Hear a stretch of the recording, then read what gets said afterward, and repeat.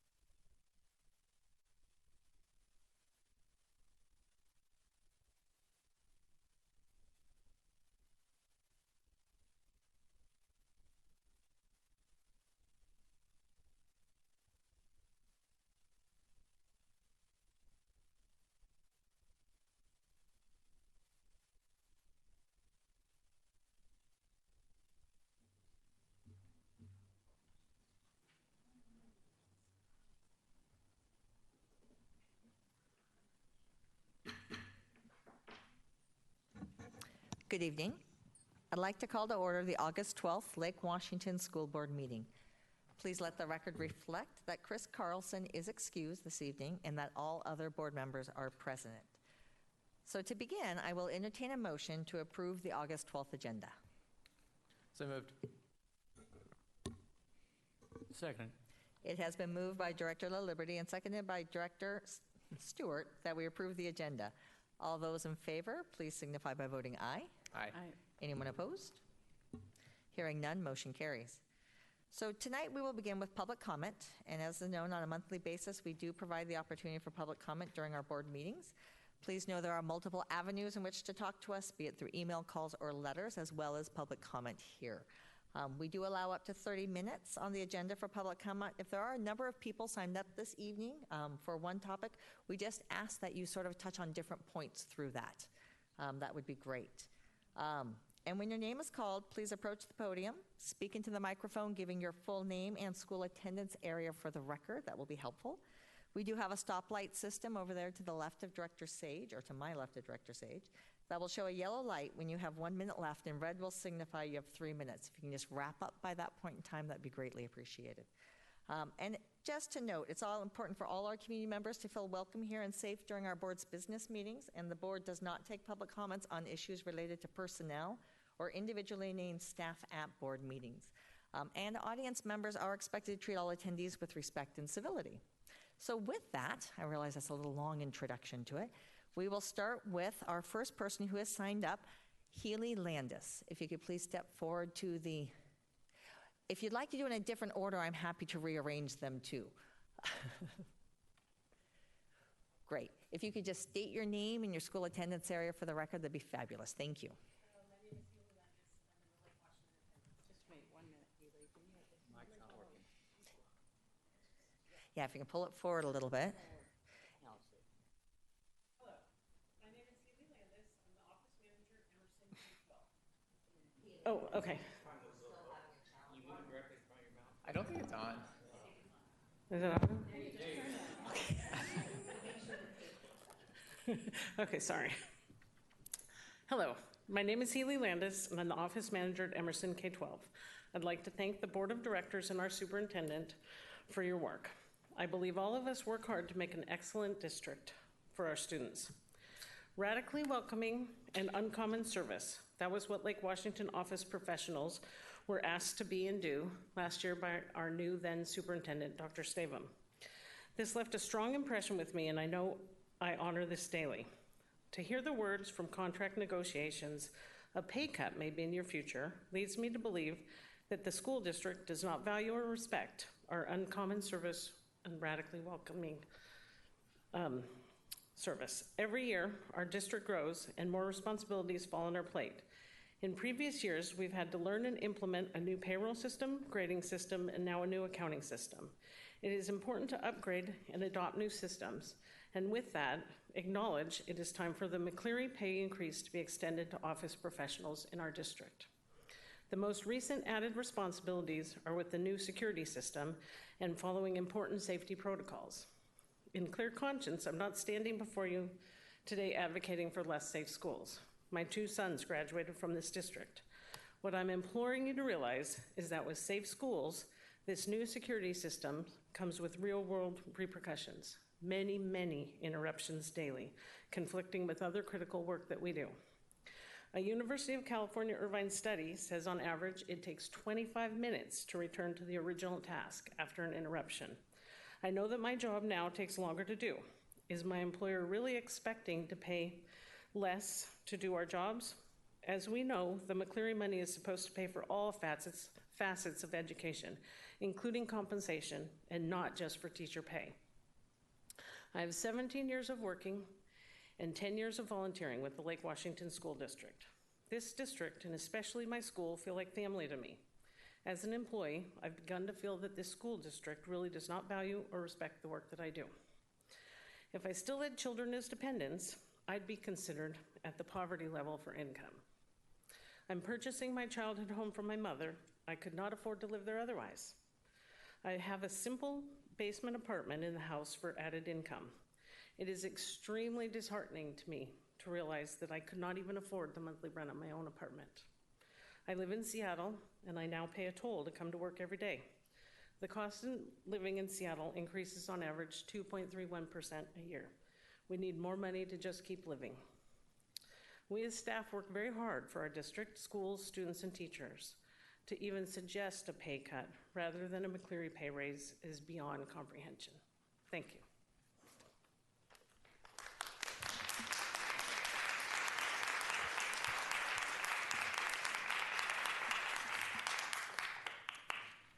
Thank you. The next person we have signed up to speak is Melody Kiefer.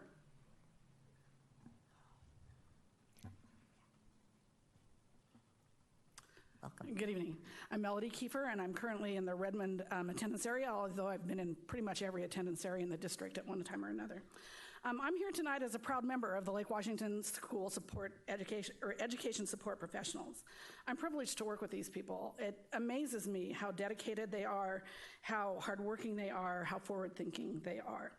I've been in every position from elementary to high school and even at the district offices. And every time I've had a job, the people that work with me are incredible, and they work hard every day at every level. They are the people who make sure the district runs smoothly and efficiently. They ensure our suppliers are paid, our staff are paid, our students are safe, our parents feel welcome and comfortable, our staff have the time to teach and lead. We track budgets, answer phones, answer doors, register students, answer questions about benefits and pay and course credits. We plan and set up and conduct meetings. We support principals and associate principals and directors. The list is truly endless. In every single one of these jobs, and every single superintendent and board that I've been dealt with, we're always told how important our job is and that you couldn't run the school district without us. And yet, every single time we go to bargaining, there's no impetus, there's no energy from the district bargaining team. And every single time we bargain, we end up having to work for months without a contract, which in my mind is ridiculous, that I have probably worked, 5 to 6 months out of every 3 years without a contract. Last year, the majority of the Lake Washington School District employees got a large increase in pay due to the McCleary decision. LWESP was told we'd have to wait. So being polite, good employees, we waited. And because we waited, we were rewarded with the offer of a pay cut for many of our members, and we were informed that the McCleary dollars wouldn't pass through to us. This, to me, is a slap in the face and a show of extreme disrespect for every member of the LWESP. You say that we're essential and valued, but with this contract offer, I call baloney.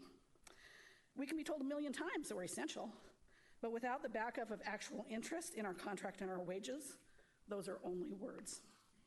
In the last 30 years, the LWESP has never had a new contract completed on time. I repeat, never. We're asking the district to step up, treat the LWESP bargaining team with the respect and commitment of time and energy that they have earned, and get this contract completed in a way that shows respect for all of our members before it expires at the end of August. Thank you.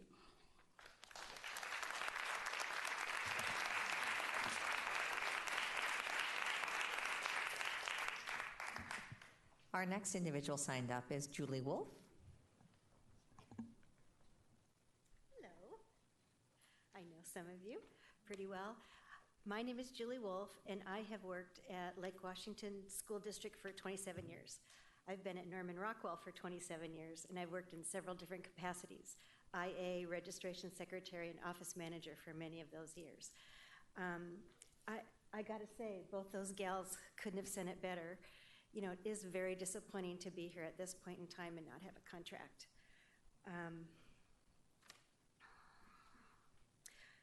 Again, it's been reiterated. We've been told how important our positions are, how welcoming we are, and we do take pride in that. We really do. I couldn't love my school more, my principal more, and all the people that I work with.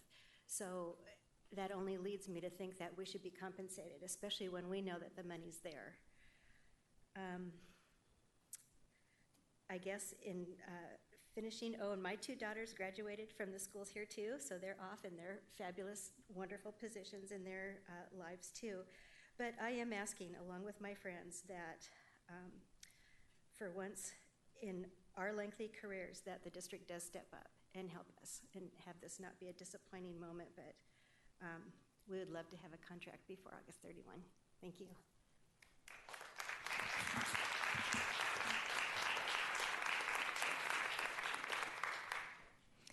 Thank you. So the next individual signed up is Karolina Borrego. You said that so nice. Well, thank you. Hi, I'm Karolina Borrego, and I'm from Alcott Elementary School. I'm the office manager there. Today, I am reading a letter that was asked to me by a teacher by the name of Samantha Tessler at Alcott Elementary. She was going to read it herself today, but had some family urgent business and couldn't make it. So I'm going to read it for her. Hello, I am Samantha Tessler, a teacher at Alcott Elementary School.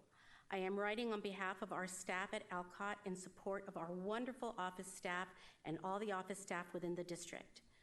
Without our office staff, our school wouldn't run as smoothly as it does. Our office support staff play a very intricate part in the success and climate of our school. They are the face of the school and the first individuals you encounter when you enter the campus. Together, they help create a loving community of purposeful learning that focuses on the whole child, body, mind, and spirit, while also ensuring that our school's name faces, smiles, I'm sorry about that, while also ensuring that our school name makes faces smile when they are talked about. They are a group of flexible, caring, and friendly people with a sense of humor who enjoy working together as a team. They perform so many tasks many of us don't even know about. Daily, our office staff work tirelessly to fulfill vacancies for sick teachers due to the shortage of substitutes even before the school day begins. They work to make sure every class is covered with a certificated staff member, many times spending over an hour calling every substitute they know. Anytime we need something or have a problem, we ask one of them, and they immediately know how to go about getting it, and solving it. Without them, we wouldn't have our class list to start the school year. Students wouldn't get enrolled into school. We wouldn't have working copiers, paper supplies, art supplies, and many other items we use on a daily basis that just seem to be there when we want them. The class magazines we get for our students wouldn't be ordered without the office staff. Field trips wouldn't get paid for. Buses wouldn't be scheduled for field trips without the office staff. Administration wouldn't know how much money they had in their budget or where the money has been spent without the office staff. The payroll department wouldn't receive time cards, and teachers wouldn't get paid without the efforts of office staff. The list goes on and on. The wonderful, hardworking individuals deserve to be paid for what they do. Thank you. And I'd also like to take this time to thank all the members that showed up today and our LWEA. We appreciate you very much. Thank you for coming.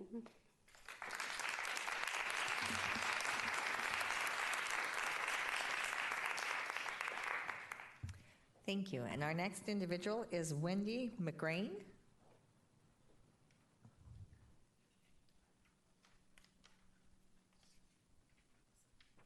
Hi, my name is Wendy McGrane, and I work in the Professional Learning Department here down at the RC. I have been a part of this district for the last almost 19 years, and I do love our district. But tonight I'm here as a member of LWESP, and I would like to ask the board and the district to take a step back for a moment and reflect on the conflicting messages that we are receiving. First, we're told that we're valued and respected, and then we're told that some of our members may receive a pay cut. A pay cut. It doesn't feel very valued or respected. Last year, teachers received a significant pay increase, as did administrators and prof techs, due to the McCleary decision. We were told to wait, and in good faith, we did. Now we're at the table, and some members are being asked to take a pay cut, and that's shameful. Since I joined the district in 2001, I've watched the rich get richer and the poor get poorer. The income gap between those at the top and those at the bottom continues to grow. Those who already have the means to live comfortably get sizable increases many times greater than those who are struggling to support their families. Now you want some of them to take a pay cut. I've done the math. I've looked at it a lot of different ways, looking at what the teachers got and what we've gotten in the past. And their increases a lot of times could cover our salaries as a whole. And it's very disheartening when you do the math. As others have said, everyone works very hard. The district can't run without all of us. You guys have the means, and we would just like you to show us the same respect that you have shown others, and let's put equity into action. Thank you.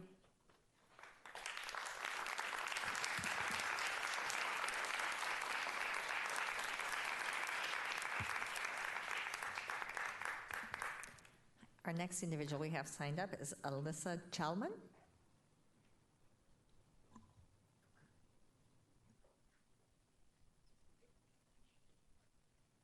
Hello. Sorry, I didn't have a speech prepared. I thought I was just signing up to support, not just talk, but that's okay. I can talk now. I'm a teacher. Our whole staff is here from Emerson K-12 to support our office manager. And we're a small school, so all the teachers are here.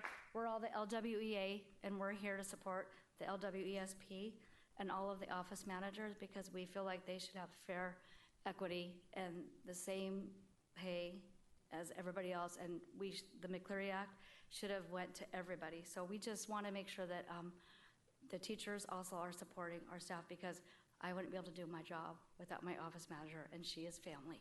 Thank you.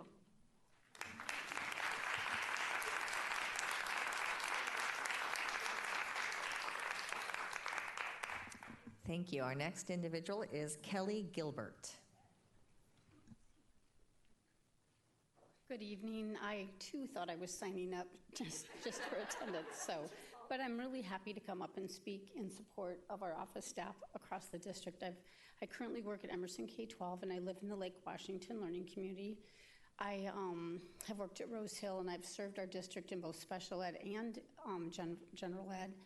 And I remember way back when, a long time ago, our college professor told our class, when you get your teaching degree and you're up there, remember that the two people you have to pay attention to in your school is your office staff and your custodians, because they run things. And I can't, everybody's already listed the multiple things that they do, but it's true. They run our show. I'm going to enjoy the next 2 weeks of vacation knowing I'm going to go back to school and everything is going to be ready for me to go. I just get to focus on my curriculum and what I'm going to teach because our office staff has everything else ready to go. And I really would be just, it's unfathomable to me to think that people would actually take a pay cut at this point in this area. And they definitely deserve a pay increase as we did. Thank you.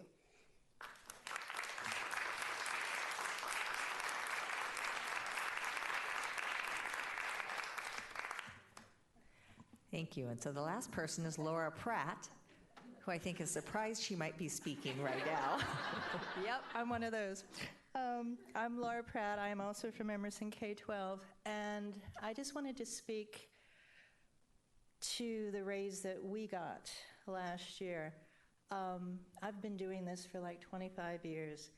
We have an incredible support system at our school. Our parents just treat us so wonderfully. We feel appreciated every day. But that raise really made me feel appreciated more than I have ever before.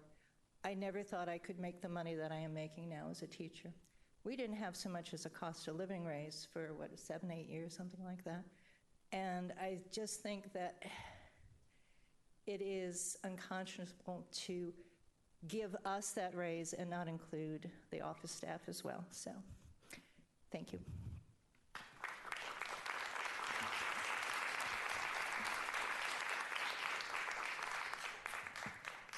Thank you. Is there anybody else? I don't have anybody else signed up, but was there anybody else interested in public comment and being able to speak? Okay, seeing that, I will then close public comment and we will move on, but thank you. So the next item on our agenda is the approval of the consent agenda. I will now entertain a motion to approve that. Move approval of the consent agenda. Second. It has been moved by Director LaLiberty and seconded by Director Sage to approve the consent agenda. Dr. Staven, will you poll the board? I will. Cassandra? Yes. Eric? Yes. Chris is excused. Mark? Yes. Siri? Yes. So Jane, if you could do us the favor to please summarize the donations. I will. Once again, we have donations in the grand total of $79,459.77, which of course reflects some very generous donors. The first being Lake Washington Schools Foundation, who have provided a donation in the amount of $13,080.47. And then from our PTSA in the amount of $64,230.30. And from private donations, the amount of $2,149. For a total of nearly $80,000 in donations. So that was a very great support for our community, for our schools. So thank you very much. So our next step is to move on to the consent agenda. And our first item is the public hearing for the adoption of the 2019-2020 budget. So Dr. Staven. Yes, first item is our hearing. I'm going to ask Barbara Posthumus to come up, and with her is Chris Brennigan, our newly minted Director of Business Services, and they will move us into the hearing after they provide us just with some context and opening remarks.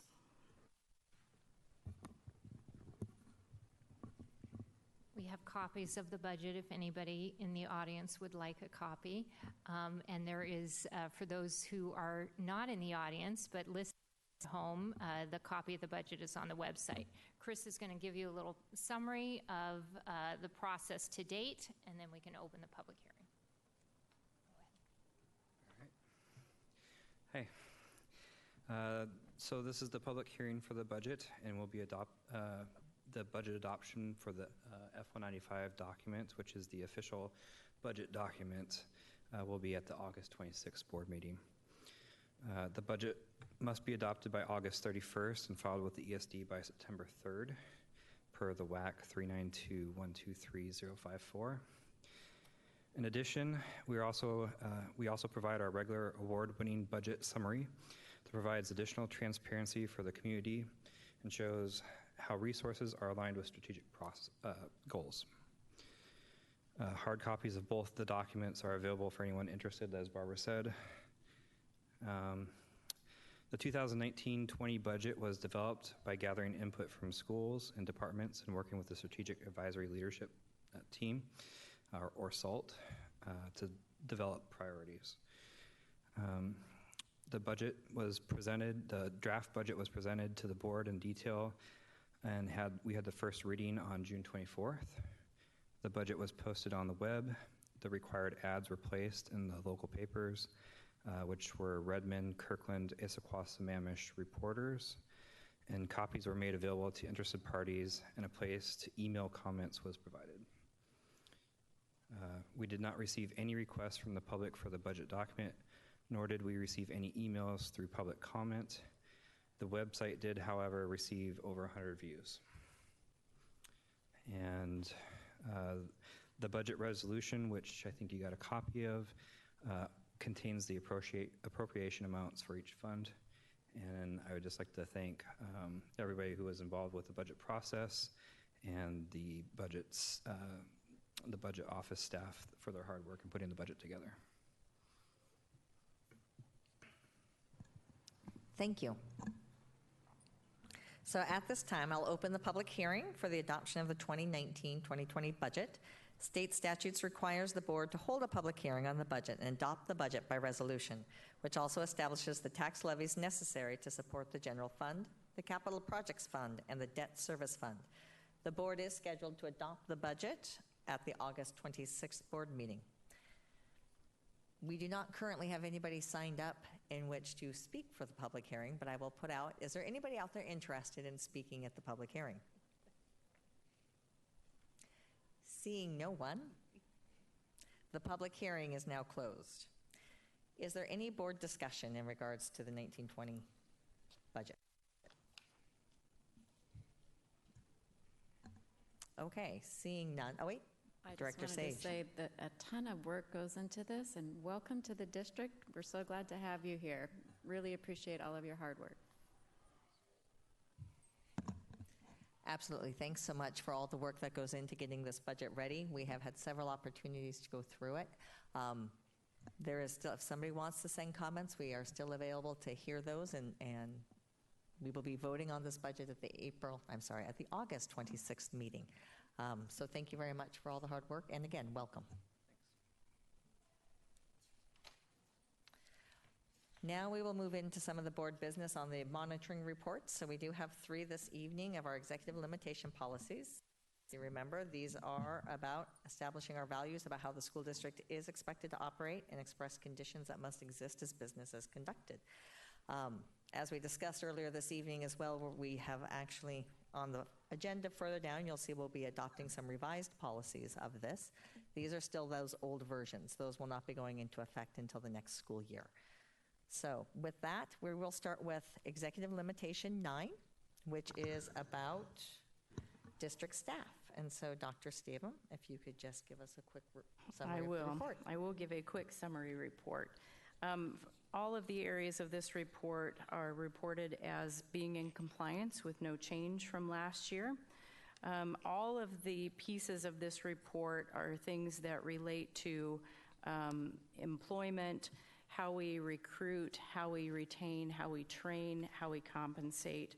And so I'm sure as you've read through this, you can see that it's a very detailed report. And one of the big areas, of course, of interest for our district has been recruiting a diverse staff. We'll continue to see that reflected in our strategic plan. And our Human Resources Department has looked at their current strategies. They've added some new places where we've done recruiting, and we're also looking at how do we take existing staff and even students and begin cultivating the seeds that might result in them being a future staff member or moving to a different position within the district, maybe with additional training, but all in an effort to reflect the diversity of our student population. So you'll see that that continues to be a priority for us. The other thing that I just want to bring up kind of parallel to this report are the things that you'll also see reflected in the work that we're doing as a district. And really that's a challenge for many districts in this area, which is housing and affordable housing and retaining staff that can live in or near our school district. And we know that that continues to be a challenge. We're working with some of our neighboring school districts and some providers that are out there that are trying to look for some innovative ways to help school district staff members to maybe own a home for the first time. As we're looking at new developments in the area, consideration is being given to what components there can be in those developments for affordable housing. We're also working with LW Tech and some of the other area institutions of higher ed as they consider those same challenges. So I think that's another point to kind of underscore, because we can have all of the best strategies in place for our district and be recruiting great people, but if we can't keep them in our district, that continues to impact classrooms and impact our schools. So we want to be very mindful of that. It's been fun for me now to have completed a full first year and see the outstanding work that goes into onboarding of our new staff. There are required trainings more and more all of the time. We know that there are new requirements in place that then we're responsible for carrying out as a district. One of the things that is challenging, that is another area that we're continuing to look for ways to be innovative, is just in the proximity factor as that relates to things like traffic and the ability to travel about in our district. So if we're asking people to come from a school to the resource center for training, it's what does it take to get everybody here, and what's the time factor, and how might we do virtual training or distance-led training so that people can remain at their site and maybe not have to come to the resource center. We're also facing some challenges as we grow as a district, just in the space that it takes when we do convene large groups of teachers, of our IAs and paras, our secretaries, anybody who's coming for training. We're large enough now that some of the traditional spaces we've used are beginning to be a little bit too squishy for us when we get everybody in place. And so we're looking at partners in our area where we can go. We've had some of the area churches and businesses who have had spaces that have been able to accommodate those trainings, but even those are starting to be constrained. And so you'll see some of the detail there related to our different employee groups about some of those trainings and the numbers as they have increased. One page that kind of stuck out to me was page 23, when you just look at first aid and CPR and the number of staff and coaches that have been certified from 2013 to 14, we had 457 people certified, and now in 18-19 it was 729.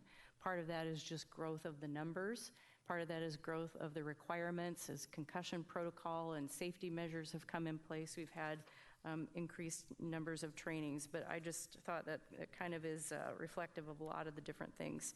You'll also see on page 25 that we are continuing to offer a very robust menu of professional learning opportunities that deal with technology, and as we've added capabilities in our classroom and the devices with our students, we also have to grow the capacity of our staff to deliver great instruction supported by technology. And we're asking people, you'll see reflected in our new strategic plan, that we're continuing to make sure that we're really doing a good job across the board of everyone being good users of the tools that we have so that we are using those resources well. So the last part of it that I'll just touch on, of course, is the accountability that we all have for doing our very best work and how that looks in our evaluation systems that we use and the way that we document the levels of proficiency. But I think evaluation is a word that sometimes has a bit of a negative connotation, and we know that to do evaluation well means doing really good work and giving feedback and giving ongoing feedback. And so as we're observing in classrooms and as we're working with people from our brand new teachers that just came in the door to our experienced staff, we want to make sure that people receive good feedback as we then do quality evaluations. So to conclude, this EL report demonstrates that we're in compliance with many of the things that make up how we do a great job of using the resources of our staff well. Thank you. Are there any questions from board members on this for Dr. Stava?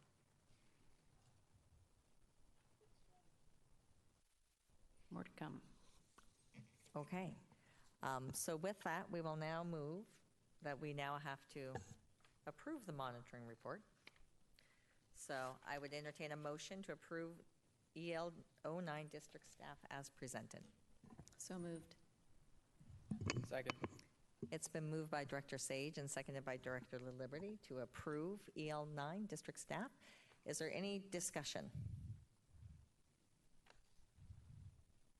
Okay, with that, seeing none, I will move to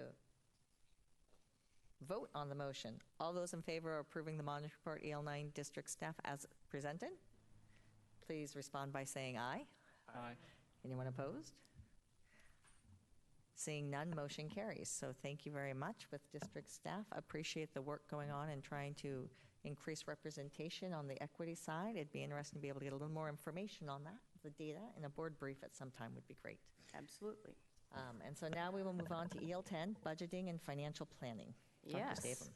And how apropos that it is also on the night where we are in the process of passing our next budget. And so again, EL 10, the overall report is deemed to be in compliance. And so just a few things to note.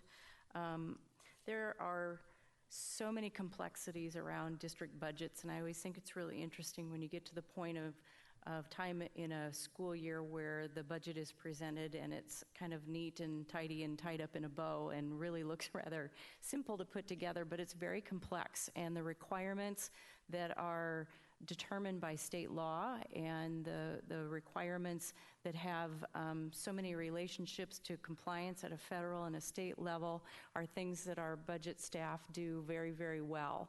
In addition to the need to be able to plan both for short-term needs as well as long-term planning. And so this district has had a history of exceptional budget management as reflected in the awards that have been given for the Meritorious Budget Award, and yet they are continuing to look for ways to be even more effective over time, and you'll see that reflected in our strategic plan as well, is how do we continue to have processes that give us a good result? How do we increase transparency and people's understanding of what the needs are of the district, as well as in how we match those resources that we have available to us to meet those needs, particularly in some of the areas of our district that are particularly challenging with the need for additional space in our schools and the mechanisms that we have to fund those things with our levies and bonds. And so with that, I'll just highlight a few aspects of this report. Again, this is a pretty extensive report. A lot of this goes into kind of the level of detail that's provided with how the district expends resources and the revenue that's brought in.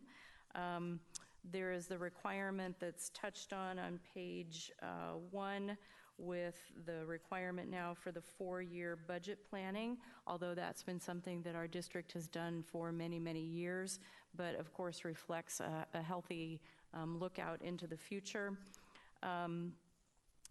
This report also touches on just kind of the mechanisms that are shared on a monthly basis through our board documents and the things that are available that reflect kind of the current standing of the district on a month-by-month basis as we have the money that flows through our hands into all of the expenditures. And page 3 just mentions the 5% reserve requirement. That's been in place also, I think, for a number of years. I think one of the other challenges that I would just highlight that's always been interesting to me as a district administrator is what we ask of our new staff when they come on board. from principals and office staff to our district administrators in understanding a real complex process very, very quickly. And we provide training on that. We have good systems for how we help people monitor those funds that they are responsible for. But if you think about kind of all of the moving parts, from how school funds are budgeted and expended to large district sums of money, there are things constantly in process. Our district has been recognized through our annual audits as having very good systems in place for the checks and balances that we have that cover all of those things, from the very smallest expenditures to the very, very large one. And so we've done a very good job over time of making sure that we are responsible with those funds and have good processes in place. Finally, what I would just point out on page 4 is the need to make sure that we are matching the funds that we have with the work of the district and making sure that our expenditures support the results that we want to see, because what is most important at the heart of all of what we do with budget planning is the outcomes that we have for students. And one of the best things that you will hear when Barbara and her team are talking about finances when we're doing budget formation is very much focusing on what affects students and what are the things that we need to do moving forward with our equity lens and opportunity lens and inclusion lens, and how does that factor into the decisions that we make with funds? How do we make sure that we have opportunities available? And if we feel like we have gaps in some areas, our staff is very open to saying, well, what would it take to make that change? And we're going to be doing more of that as we move forward. But it's an exceptional thing to have people in a budget department that see the needs of students so clearly and really align their work with the critical work of the district. So we appreciate that. And with that, I would just reiterate that this report reflects our compliance with EL 10 budgeting and financial planning. Thank you. Any questions from board members? Can I give a comment? Absolutely. As usual, Barbara and team do a fantastic job with the budget and are very careful with money and find very efficient ways to use it, so thank you. Any other questions or comments for staff? Okay, with that, then I will entertain a motion for approving EL 10, budget and financial planning. I move that we adopt EL 10, approve it EL 10. Second. It has been moved by Director Stewart and seconded by Director La Liberty to approve Executive Limitation 10, budget and financial planning. Any further discussion? With that, seeing no discussion, I will move forward. All those in favor, say aye. Aye. Aye. Anyone opposed? With that, motion carries. All right, thank you. So moving on from EL 10, we will now go to EL 11, executive limitation. And EL 11 closely aligns with EL Financial 10. This is financial administration. I won't go through this in detail. This is kind of the complementary pieces and get to kind of the large systems of budget administration. So looking at revenues and expenditures and payroll, investments, and really looking at some of the business rules that go into that audit consideration. I'm sure everyone would love to read this report because it is very much the nuts and bolts of kind of the management in the large state federal picture of the requirements that come with managing the amounts of money that our district manages. Let me see if there was anything specifically I wanted to capture. Most of this is compliance with the applicable laws and requirements. I don't think there was anything specifically I was going to highlight.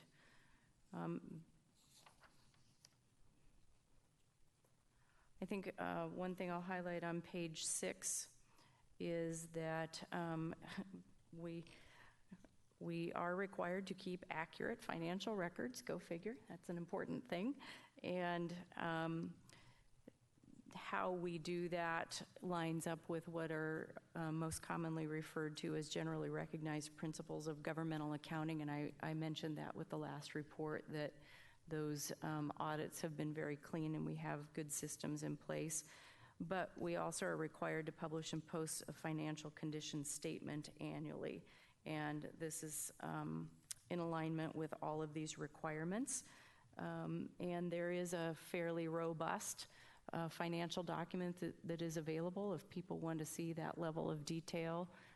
It's posted and available and kind of gives the more detailed look at the annual budget. So with that, without going into much more detail than that, having said what I said about EL 10, this just ensures that we have kind of that global view and compliance measures put in place for the management of the district funds.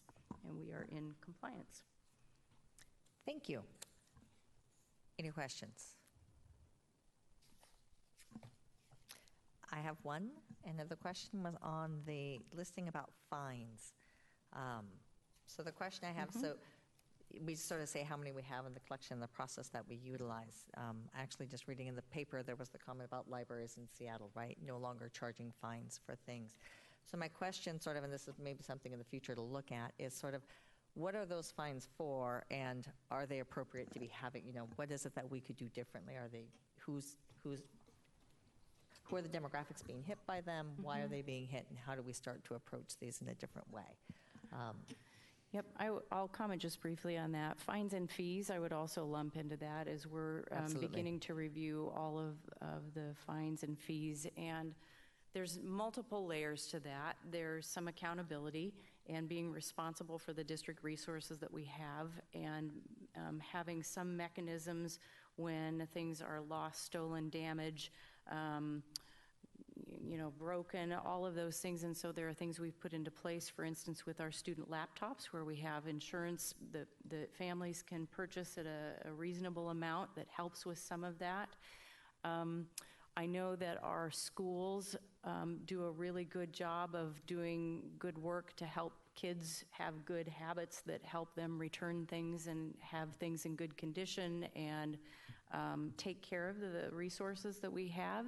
Yet we also know that there are those times when fines accumulate and a family may not be able to pay, and then we rely on our building administrators and staff members to work with those families to help alleviate some of those pressures and some of those fines. Fees are kind of the same way, and one of the things that we're looking at is alignment of the systems that we have and how we deal with all of those things. And there are probably some fees and fines that have been around for a long, long time, where it's time to review those to see if those are still relevant, and then to determine are there some better solutions to the systems that we have that have governed some of those things. I'm sure we can all remember, at least I remember, having a library fine or an overdue lunch account or any of those things that schools commonly have. And so I think as part of our equity work, we're looking to see if we have a fee that's a reasonable fee that we've determined is something that's a legitimate cost, then is it aligned between schools, or is there variability with what one school may be charging versus another? So the same would hold true of fines. Are those still needed, necessary, relevant, or are there some better ways that we can solve some of the associated problems? And are they aligned if we decide that that is a legitimate amount of money or cause or reason? Is it aligned between schools so that we have consistency? So there's a lot of layers to that. Those are things that we are continuing to look at.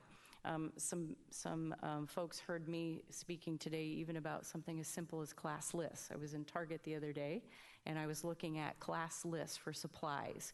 And that's something that's been done historically.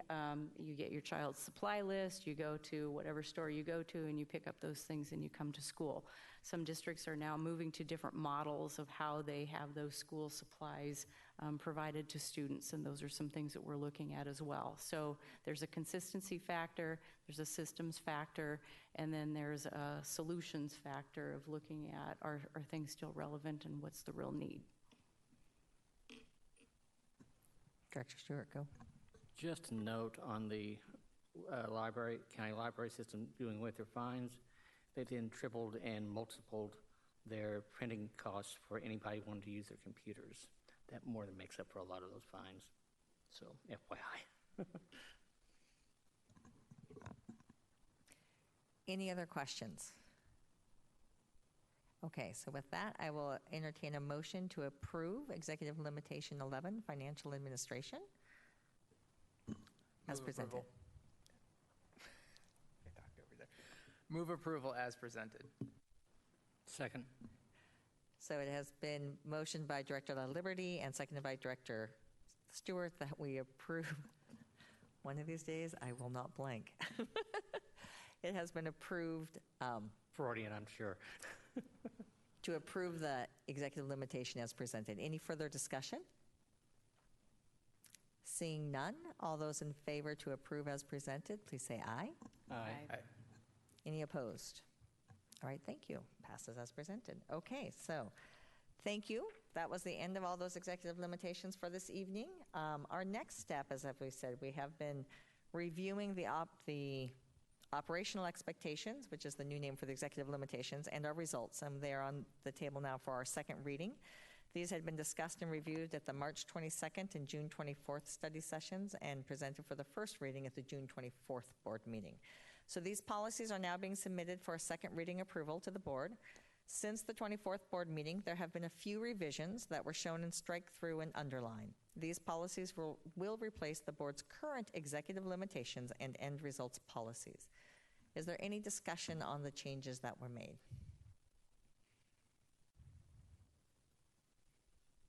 Okay, seeing none, I would entertain a motion to approve the operational expectations 1 through 13 and results policies 1 through 3 as presented. So moved. Second.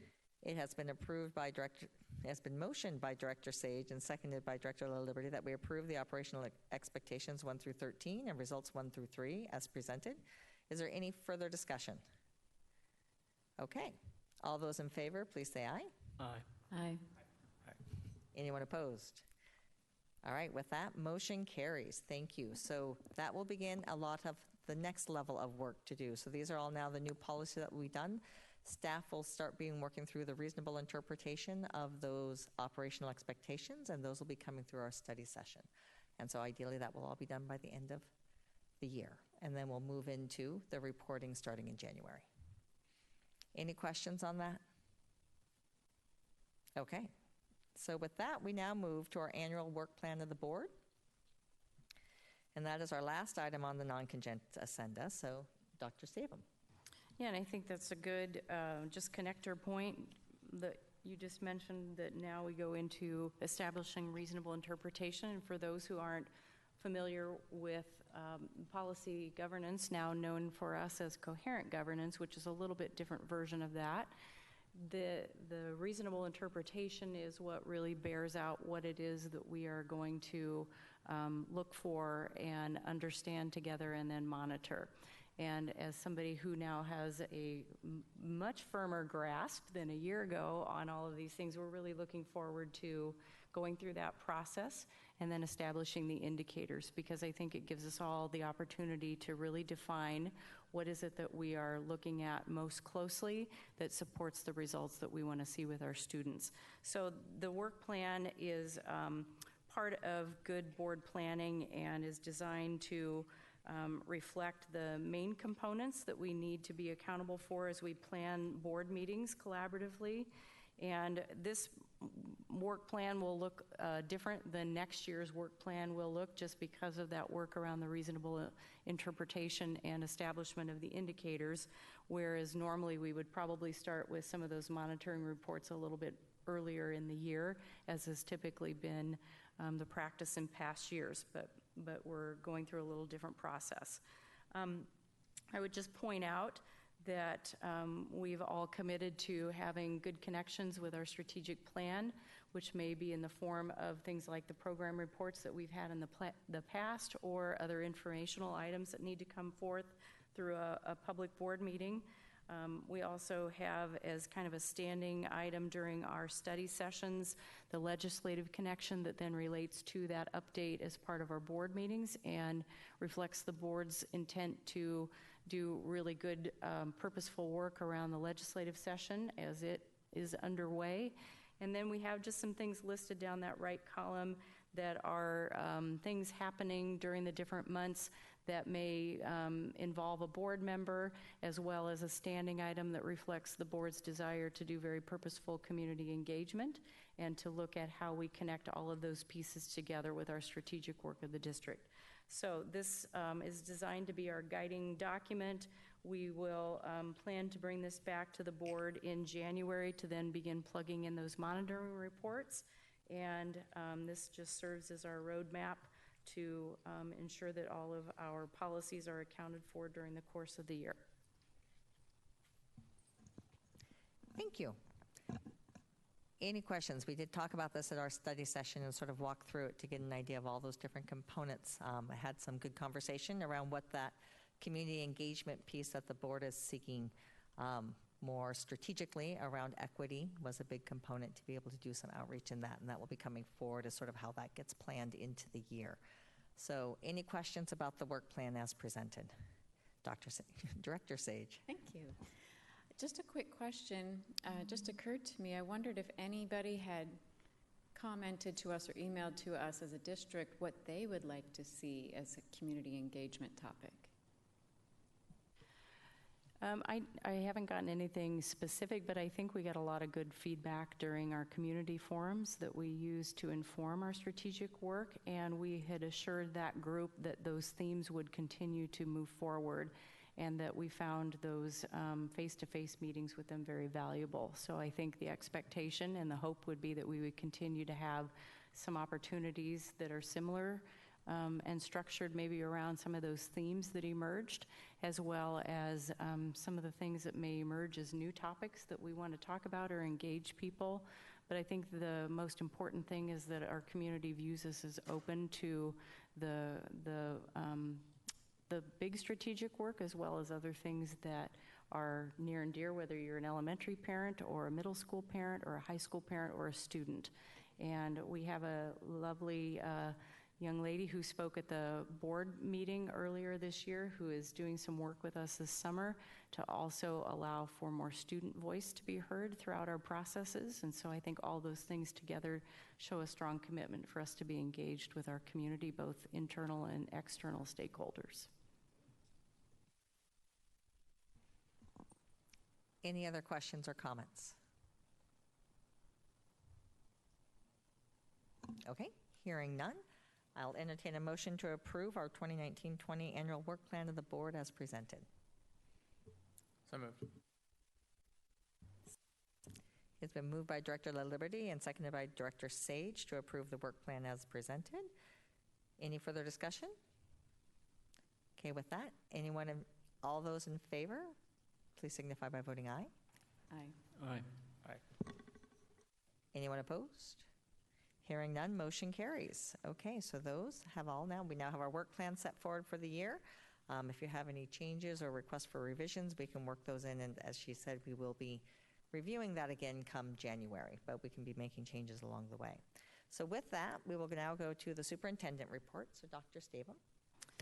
Yes, and before I get to the main thing I was going to highlight, I just want to take a moment of personal privilege and pride and just say I think tonight is really reflective of many of the things that our work centered around during this past year, all kind of coming into play as we get ready to start a new school year. We'll be going over our new strategic plan at our next board meeting and bringing that to our community. We have our revised board policies that allow us to do a great job of monitoring the things that will be reflected in our strategic plan, as well as the overall strategic work of our district. We have the annual work plan set out now in such a manner that helps us to do purposeful work over time. So it feels really good to have some of these things checked off at all the right times so that we can start this work together this fall. But before we really get into this next school year, we had the opportunity to help some of our students finish out this past school year. And so tonight, I asked John Knorr if he would put together just a brief video of our summer graduation that we had recently. And one of the things that I said during that celebration was that we truly take our statement of wanting every child and each student to be successful very, very seriously. And when we have those students who complete their high school and entire school career during that summer graduation, I think we all feel really proud and very happy for them that they were able to have such a significant accomplishment happen for them. So with that, we will watch our brief video of summer school graduation.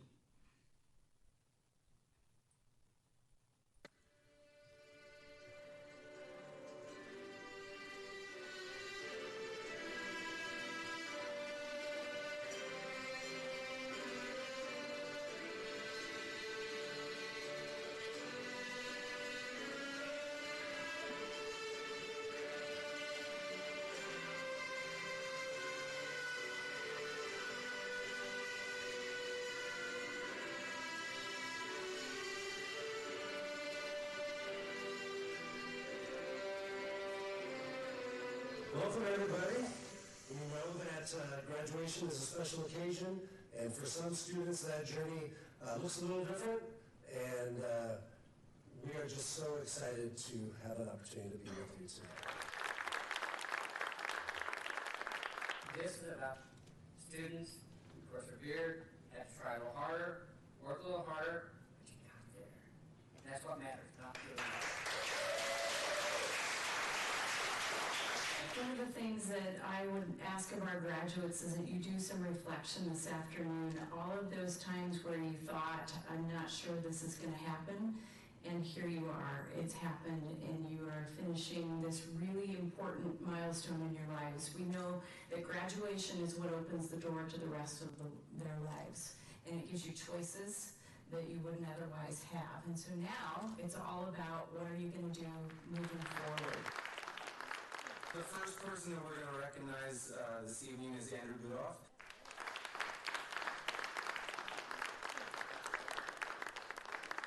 The next person we're recognizing is Kelly Hannigan.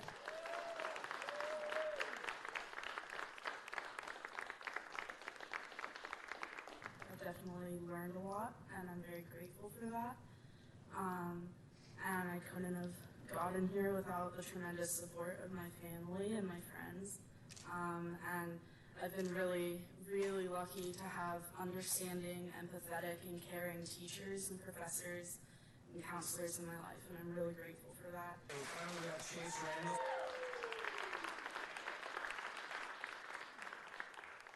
It is my privilege to talk about Kaya. Kaya, congratulations. Kaya Lewis.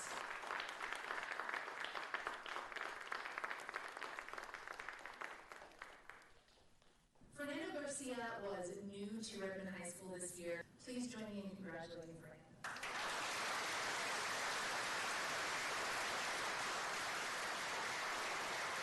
Also graduating tonight is Sarah Moe.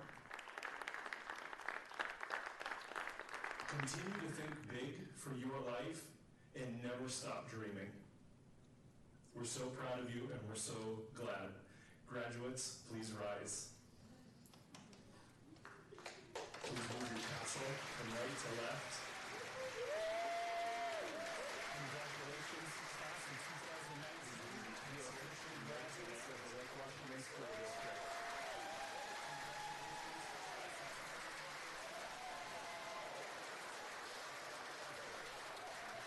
This was a great occasion, and we were so glad that there were so many family members and friends who were able to join us. And one of the young ladies said that she had relatives who flew in from 4 states.